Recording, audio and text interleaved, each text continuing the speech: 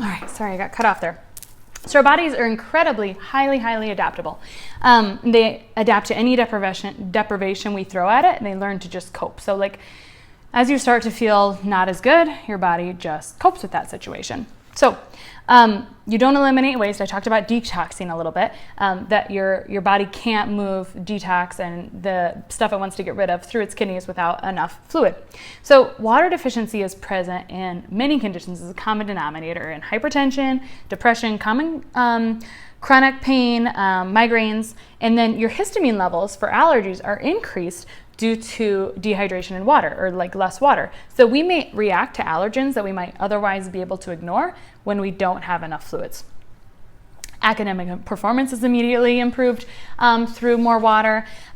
We have constipation, we have gastritis, cellulitis, like all the major inflammatory and stressors. And I'm not saying that A causes B by any means, but like we have this, we all complain about health insurance and healthcare, and me included, and we have this like one common denominator that we can use to like a guaranteed illness prevention method, and we don't take advantage of it.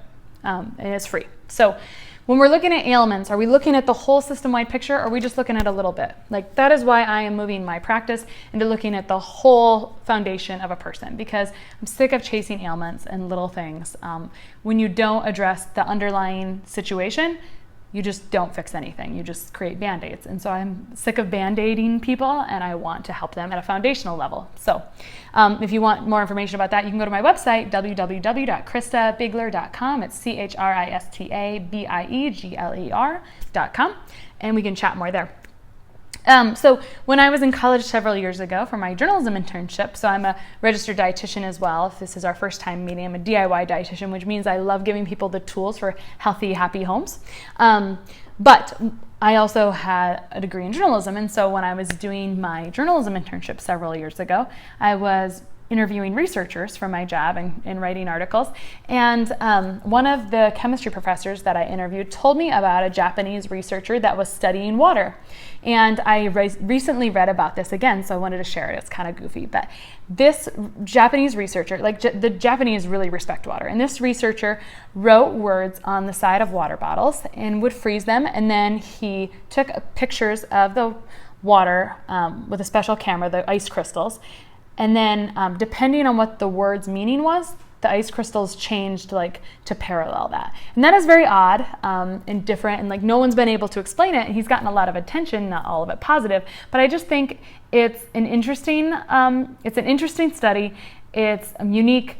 And it just kind of brings back to the fact that water is very powerful. We don't completely understand it. There's a lot of things we don't understand in the medical profession and about ourselves. And water is incredibly powerful, and it's influenced by the things that we put around it it's very influenceable, right? Our body is 2/3 water, but like we're not rolling blobs. Like obviously we have our bones and our structure, and our water is contained within us, but like we are not fluid beings for having so much fluid into us. So water is like amazing. It can take on a whole lot of forms. So what's next? So how do we acknowledge the power of water? Well, one, we just honor that we get enough, right? How do we get enough? Take your body weight. This is very, very simple. Take your body weight, divide it by 2.2. You'll get your kilogram body weight, and then take each kilogram of body weight and convert that to ounces. And that's the amount of ounces of water you want for the day. So average 150-pound person, divide that by 2.2. You get about 68 kilograms or ounces of water divided by 8 ounces per cup is 8.5 cups of water. So how do you get enough of that? Set your environment. When you wake up in the morning, you can drink a big glass of water and know how many cups of water are in your current typical glasses. Like I usually drink this one, and I thought it was 2 cups, and I measured it right before I went live here, and it's actually 3 cups. There's the same amount of water in this cup and this cup. So, you never know without kind of measuring that.